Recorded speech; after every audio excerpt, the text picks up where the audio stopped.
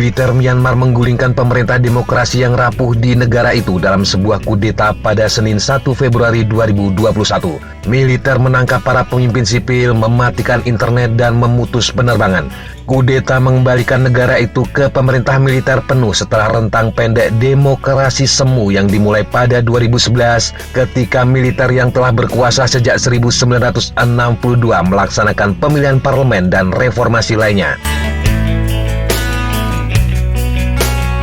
Parlemen minggu ini dijadwalkan untuk mengadakan sidang pertama sejak pemilu 8 November 2020 di negara itu, di mana Liga Nasional untuk Demokrasi atau NLD memenangkan 83% dari kursi yang tersedia di lembaga tersebut. Militer menolak menerima hasil pemungutan suara yang secara luas dianggap sebagai referendum atas popularitas Aung San Suu Kyi. Ketua NLD ini telah menjadi pemimpin sipil de facto negara itu sejak menjabat pada tahun 2015. Pemerintah baru diharapkan mendukung hasil pemilu dan menyetujui pemerintahan berikutnya. Militer menyatakan bahwa hasil pemilu itu curang dan pada hari Senin mereka menahan para pemimpin NLD termasuk Aung San Suu Kyi dan Presiden U Win Myint. Menteri Kabinet, Menteri Utama, politisi oposisi, penulis, dan aktivis juga ditahan. Kudeta secara efektif diumumkan di stasiun TV Maewadi milik militer. Pembawa berita mengutip Konstitusi 2008 yang mengizinkan militer untuk mengumumkan keadaan darurat nasional. Keadaan darurat disebut akan tetap berlaku selama 1 tahun.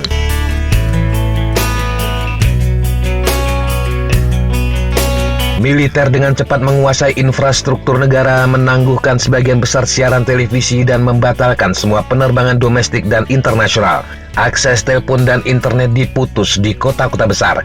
Pasar saham dan bank komersial ditutup dan antrean panjang terlihat di ATM. Di Yangon, kota terbesar dan bekas ibu kota negara, penduduk berlari ke pasar untuk membeli makanan dan persediaan lainnya.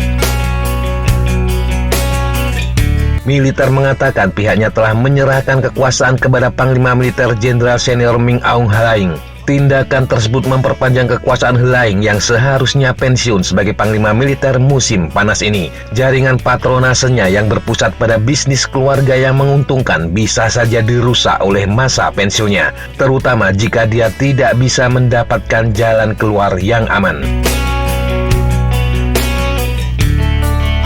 Militer Myanmar tidak pernah berada di bawah kendali pemerintah sipil. Sejak kemerdekaannya pada tahun 1948, Myanmar telah menjadi pusat konflik tumpang tindih yang terjadi antara kekuatan komunis dan nasionalis, tentara etnis minoritas dan pemerintah, dan kepentingan saingan dalam perdagangan heroin internasional di mana semua faksi termasuk unit militer mendapatkan banyak dana.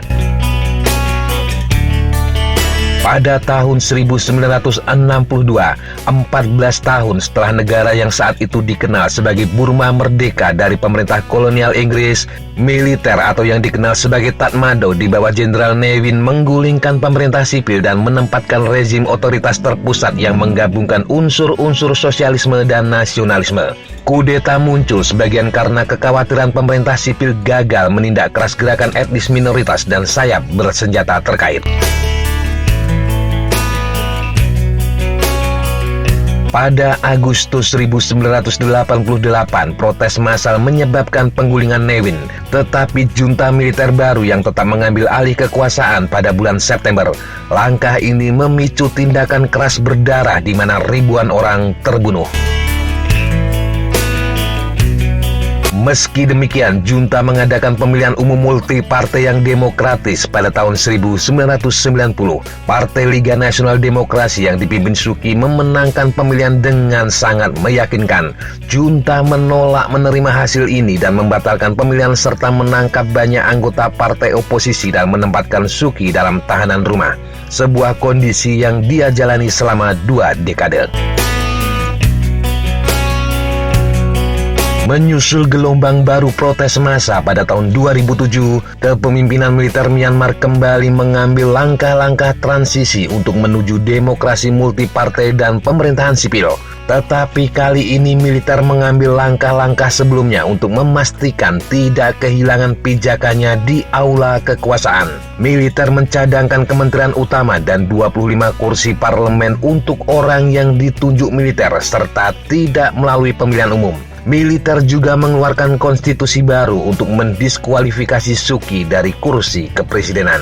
Meski demikian, partai NLD terus menang dalam pemilihan umum tahun 2015 dan 2020, dan Suu Kyi secara de facto telah bertindak dalam peran eksekutif di kantor penasihat negara Myanmar yang baru dibentuk.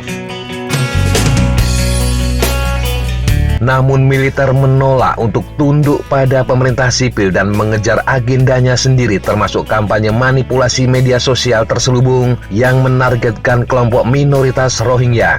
Pertempuran antara militer dan etnis minoritas benar-benar meningkat di tahun 2010-an dengan militer meluncurkan serangan baru terhadap beberapa kelompok pemberontak. Institusi pemilihan demokratis dan pemerintah sipil di Myanmar membuka pintu keterlibatan diplomatik, investasi, dan pariwisata dari negara-negara barat. Namun peningkatan hubungan barat dengan Myanmar terhenti sekitar 2017 karena kampanye genosida yang menargetkan Rohingya. Meskipun kekejaman dihasut dan dilakukan oleh militer Myanmar, mereka menerima dukungan retorik dari mayoritas kelas politik Myanmar, termasuk Suu Kyi yang dengan penuh semangat membela tindakan Tatmadaw. Hal ini akhirnya menyebabkan hubungan yang dingin antara Myanmar dan dunia barat, tetapi itu tidak menimbulkan kritik dari Beijing. Sebaliknya, Cina meningkatkan hubungan dengan NLD serta menawarkan manfaat ekonomi melalui Belt and Road Initiative.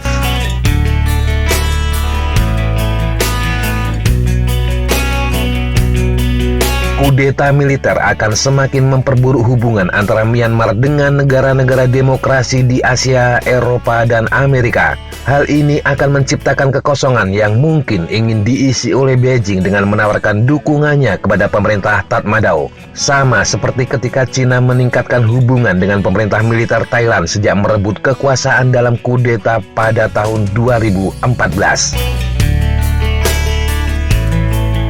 Namun meski militer tentu saja memiliki kekuatan dan senjata, hal itu tidak menjamin kemenangan dalam pertempuran untuk mendapatkan legitimasi politik. Pemilu berturut-turut telah membuktikan berulang kali dan sangat menegaskan popularitas Suu Kyi serta dimensi terbatas dari basis politik militer. Keputusan untuk melakukan kudeta pasti muncul dari ketakutan Tatmadaw atau militer bahwa penegasan kembali elektoral ini dapat secara bertahap mengkikis cengkraman kekuasaan yang dijaga dengan hati-hati. Tetapi setelah 1 dekade pemilihan demokratis dan pemerintah sipil parsial, kudeta beresiko mengalami jenis protes massal yang telah mengguncang politik Myanmar di masa lalu. Meskipun pembungkaman media mungkin berhasil memperlambat respon langsung, kurangnya akses umum ke ponsel atau internet juga tidak mencegah protes massal sebelumnya pada tahun 1988 dan 2007. Itu berarti militer Myanmar tidak akan bertahan dari reaksi populer ketika pada akhirnya semua pihak bersatu.